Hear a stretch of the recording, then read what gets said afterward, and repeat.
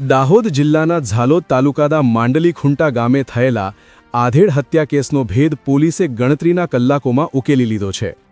દેવાના બોજમાંથી મુક્ત થવા માટે મિત્રએ જ પરિચિત આધેડની હત્યા કરી દાગીના લૂંટી લીધા હોવાનો ચોંકાવનારો ખુલાસો થયો છે.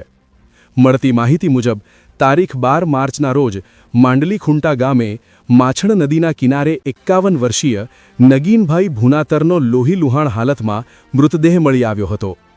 ઘટનાની ગંભીરતા ધ્યાનમાં લઈને પોલીસ દ્વારા તાત્કાલિક તપાસ શરૂ કરવામાં આવી હતી. તપાસ દરમિયાન પોલીસને મળેલી બાતમીના આધારે શંકાસ્પદ યુવક અજયભાઈ સામજીભાઈ પરમારને ઝડપી પાડવામાં આવ્યો હતો. પૂછપરછ દરમિયાન આરોપીએ કબૂલાત કરી હતી કે લગ્નના ખર્ચ અને દેવાના કારણે તે આર્થિક સંકટમાં હતો. આર્થિક ભીંસમાંથી બહાર આવવા માટે આરોપીએ નગીનભાઈને ઉછીના પૈસા લેવા જવાનું કહી માછણ નદીના કિનારે લઈ જઈ લોખંડની હથોડીથી હુમલો કરી અને ગળું દબાવી તેમની હત્યા કરી હતી. ત્યારબાદ મૃતકના શરીર પરથી સોનાની ચેઇન, વીંટી અને ચાંદીના દાગીના લૂંટી ફરાર થઈ ગયો હતો. પરંતુ પોલીસે ટેકનિકલ તપાસ અને બાતમીદારોની મદદથી ગણતરીના કલાકોમાં આરોપીને ઝડપી પાડી લૂંટાયેલા દાગીના પણ રિકવર કર્યા છે. હાલ પોલીસે આરોપી સામે કાયદેસરની કાર્યવાહી હાથ ધરી વધુ તપાસ શરૂ કરી છે. રિપોર્ટર પૃથ્વી ગોસ્વામી, ઝાલોદ. ગઈ તારીખ 12/3/2026 રોજ ઝાલોદ પોલીસ સ્ટેશનના એક ગામે નગીનભાઈ વીરાભાઈ ભુનાતર રહેવાસી ઝાલોદ નાઓની એક હત્યા કરેલી ડેડ બોડી મળી આવેલી હતી. જે અનુસંધાને ઝાલોદ પોલીસ સ્ટેશન ખાતે ખૂનનો ગુનો દાખલ કરવામાં આવેલો હતો. ત્યારબાદ આ ગુનાની તપાસ પોલીસ ઇન્સ્પેક્ટર શ્રી રવિ ગામિત સાહેબ નાઓ કરતા હતા.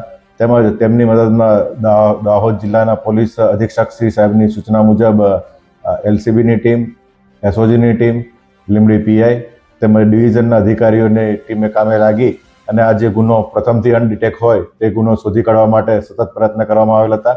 તેમજ આ ગુનાના કામે હ્યુમન ઇન્ટેલિજન્સ અને ટેકનિકલ સોર્સના માધ્યમથી આ ખૂનને અંજામ આપનાર ઈસમ અજય પરમાર, જે રહેવાસી ડુંગરી ફળિયા ઝાલોદનો હોય, તેને આ ગુનાના કામે અટક કરવામાં આવેલો છે.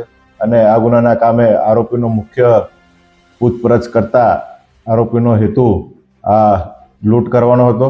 તેમજ આરોપી પાસેથી આ ગુનાના કામે મરણ જનારની ચેન, વીંટી તેમજ મરણ જનારનો મોબાઈલ નંબર આ ગુનાના કામે કબજે કરવામાં આવેલ છે.